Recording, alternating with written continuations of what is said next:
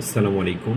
আমরা প্রায় দ্বিধাদ্বন্দ্বের মধ্যে পড়ে যাই যে এই রকম শব্দগুলো যখন আমাদের সামনে চলে আসে, তো দেখতে প্রায় একই রকম কিন্তু অর্থ এবং ব্যবহারের দিক থেকে এগুলো সাধারণত আলাদা আলাদা আচরণ করে। তো এইরকম বিষয়ে একটা নিয়ে হাজির হয়েছি।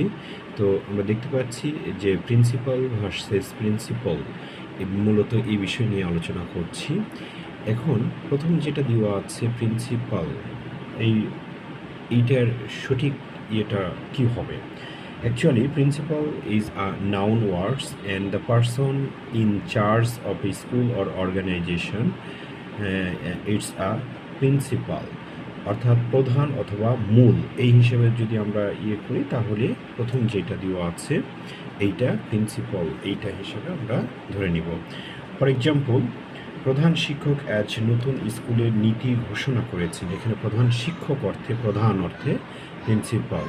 তো আমরা বলতে পারি কি the principal, actually the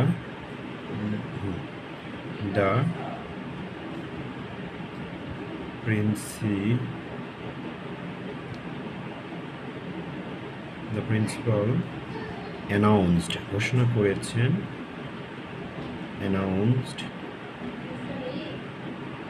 announced the a new school policy today. তাহলে এক্ষেত্রে প্রিন্সিপাল এইটা প্রধান অথবা মূল হিসাবে সাধারণত ধরে নেওয়া হয়। অর্থাৎ আমরা যদি এটার মিনিংটা করি যে প্রধান শিক্ষক অ্যাজ নতুন স্কুল নীতি ঘোষণা করেছেন।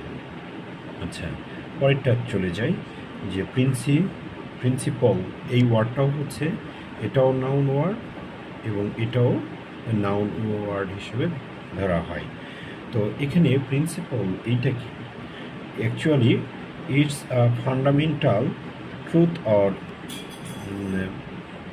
preposition that serves as a foundation for a system of belief or behavior, অর্থাৎ নীতি অথবা মৌলিক সত্য হিসেবে ধরে নেওয়া হয় সাধারণত এই প্রিন্সিপাল, এই ওয়ার্ড যখন সামনে চলে আসে। ফর এক্সাম্পল, আমরা একটা বাংলা ওয়ার্ড বলি,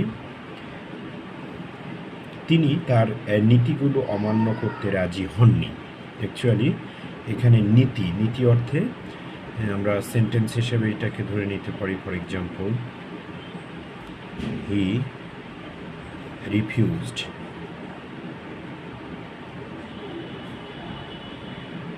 রিফিউজড টু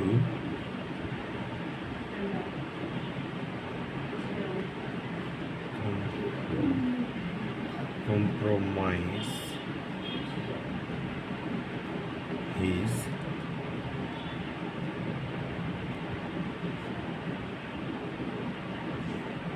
principle.